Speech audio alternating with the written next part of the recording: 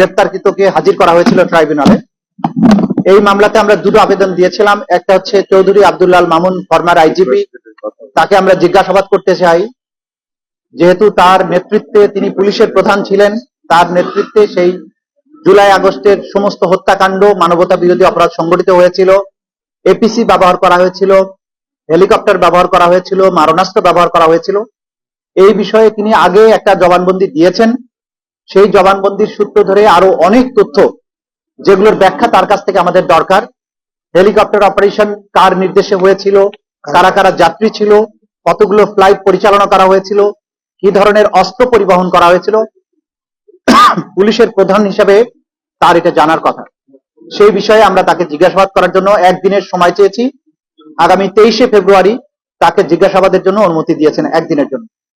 আর ওই একই মামলায় 2 মাসের সময় দিয়েছেন, 28শে এপ্রিল পরবর্তী তারিখ ধার্য করেছেন। এই সময়ের মধ্যে তদন্ত রিপোর্টের ব্যাপারে সময় দিয়েছেন, তদন্ত কাজ পরিচালনার জন্য রিপোর্ট দাখিলের কথা বলেছেন। দ্বিতীয় মামলা ছিল র্যাবের একজন সাবেক company commander additional SP Mohiuddin Faruki. তার মামলাতে আমরা সময় চেয়েছি 3 মাসের তদন্তের জন্য। 28/5 তারিখে পরবর্তী তারিখ নির্ধারিত হয়েছে।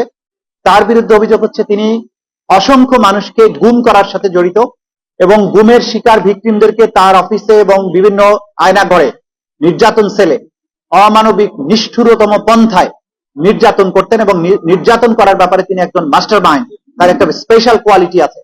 সেই জন্য তার ব্যাপারে আমরা বলেছি যে এই মামলাগুলো, তার নিষ্ঠুরতার সংবাদ প্রচারিত হবার পরে, আয়নাঘরগুলো যখন জাতির সামনে উন্মোচিত হয়েছে প্রধান উপদেষ্টার ভিজিটের পরে, তখন এই ভিকটিমেরা সাহসী হচ্ছেন এবং তারা এক এক করে আমাদের ট্রাইব্যুনালে অভিযোগগুলো নিয়ে আসছেন। সেই অভিযোগগুলোর ভিত্তিতে আমরা তদন্ত কার্য পরিচালনা করছে আমাদের তদন্ত সংস্থা। তৃতীয় পিটিশনটা ছিল আসামি আলেপ উদ্দিন, এডিশনাল এসপি, সাবেক র্যাবের একজন কোম্পানি কমান্ডার। আলেপ উদ্দিনের অভিযোগ সবচাইতে মারাত্মক। তিনি অসংখ্য মানুষকে গুম এবং নির্যাতন করার সাথে জড়িত। আজকে এই ট্রাইব্যুনালের কক্ষে আপনারা দেখেছেন, আমার পেছনে অনেকে দাঁড়িয়ে আছেন, যাদেরকে আলেপ উদ্দিন অপহরণ করে গুম করে বছরের পর বছর আটকে রেখেছিল, তাদেরকে নিষ্ঠুরতম পন্থায় নির্যাতন করেছিল। ইলেকট্রিক শক দেয়া, চোখ বেঁধে রাখা, উল্টো করে ঝুলিয়ে পেটানো, বিদ্যুতায়িত করা, এবং সবচাইতে মারাত্মক যেটা করেছিলেন, যে একজন আসামিকে গুম করে রাখার সময়ে তার স্ত্রীকে, তার বিশ্ববিদ্যালয়ে পড়ুয়া স্ত্রীকে, তার স্বামীকে হত্যার ভয় দেখিয়ে তাকে বাধ্য করে একাধিকবার রমজান মাসে রোজা ভাঙিয়ে তাকে ধর্ষণ করা হয়েছে। এই তথ্য প্রমাণাদি আমাদের কাছে এসেছে। আমরা এগুলো ট্রাইব্যুনালকে জানিয়েছি যে এরকম নিষ্ঠুর এবং জঘন্যতম অপরাধী যারা, তাদের ব্যাপারে তদন্ত কার্য পরিচালনা করতে সময় লাগবে। কারণ প্রতিদিনই নতুন নতুন ভিকটিমরা আমাদের কাছে অভিযোগগুলো নিয়ে আসছেন এবং তাদের তদন্ত এবং তাদের বক্তব্য, তাদের এভিডেন্স কালেকশন করার জন্য আমাদের সময় দরকার। এই সময় শেষ হলে যথাসময়ে তাদের ব্যাপারে তদন্ত রিপোর্ট দাখিল করে তাদের বিরুদ্ধে আনুষ্ঠানিক বিচার প্রক্রিয়া যাতে শুরু করা যায়, সেই ব্যাপারে আমাদের তদন্ত সংস্থা দিনরাত কাজ করছে। এটা ছিল আজকের দিনের প্রসেস।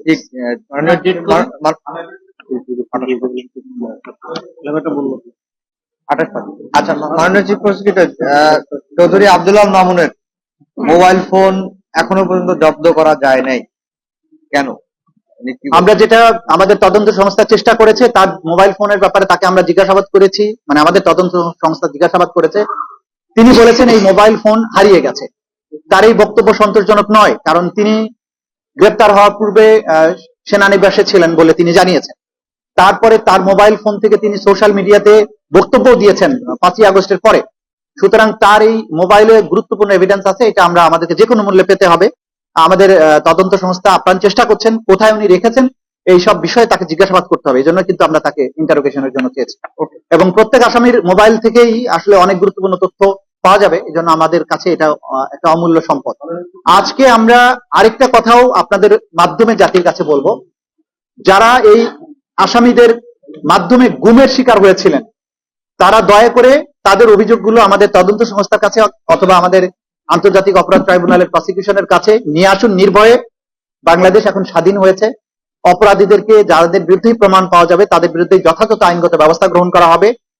যে কান্নায় তারা বছরের পর বছর গুমরে কেঁদেছেন, তাদের কান্নার দিন অবসান হবে যদি তারা ট্রাইব্যুনালের কাছে এসে তাদের বক্তব্য দেন, বিচারের মুখোমুখি করেন অপরাধীদের।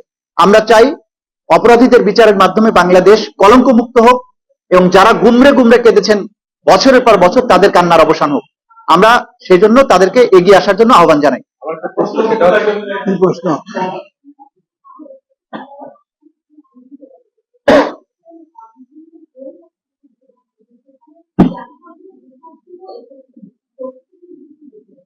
বই দেখুন, এই ট্রাইব্যুনালে নানান ধরনের আইন আছে অ্যাপ্লিকেশন করার জন্য।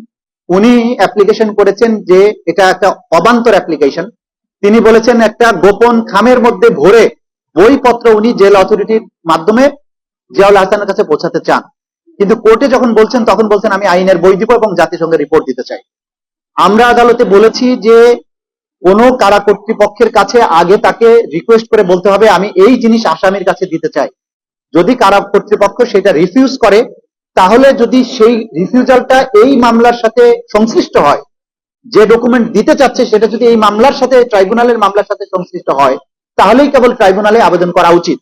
উনি কারা কর্তৃপক্ষের কাছে কোনো রিটার্ন কিছু দেননি, গোপন খামে অনেক কিছু দিতে চেয়েছেন, সেটা তো কারা কর্তৃপক্ষ দিতে পারে না এবং ট্রাইব্যুনালের কাছে এটা চাইতে পারেন। এবং আমরা বলেছি যে একজন আসামির ডকুমেন্টস প্রাপ্তির অধিকার সৃষ্টি হয় তদন্ত রিপোর্ট দাখিলের পরে আমাদের এই ট্রাইব্যুনালের আইন অনুযায়ী। যখন তার বিরুদ্ধে ফরমাল চার্জ দাখিল হবে, তখন প্রসিকিউশনের যে সমস্ত ডকুমেন্ট তার বিরুদ্ধে ব্যবহার করা হবে বলে আমরা মনে করব, সেগুলো সবকিছুর কপি আমরা তাকে দেব। তখন সেই কপিগুলো তাকে সার্ভ করার প্রশ্ন আসবে এবং সেটা যদি না পায় তখন তিনি আবেদন করতে পারেন। এখন আজকে কথা নাই বার্তা নাই, আমি জেল অথরিটিতে আমি এটা দিতে চাই সেটা দিতে চাই, যেগুলো এই মামলার সাথে কোনো সম্পর্ক নাই। এই ধরনের অ্যাপ্লিকেশন দিয়ে তাদের একটা উদ্দেশ্য বোঝা যাচ্ছে, তারা ডেলিবারেটলি এই ট্রাইব্যুনালের মধ্যে একটা সবসময় টেনশন তৈরি করে রাখতে চান, ট্রাইব্যুনালকে নানান কাজে বিজি করে রাখতে চান যাতে মূল বিচার কার্য অগ্রসর হতে না পারে। আমরা ট্রাইব্যুনালকে বলেছি এই জাতীয় ফেলাসাস অযৌক্তিক, যেগুলো আইনের মধ্যে নাই, এই জাতীয় অ্যাপ্লিকেশন এন্টারটেইন করার কোনো সুযোগ নাই, সেটা আমরা কোর্টের কাছে। ওকে, থ্যাংক ইউ।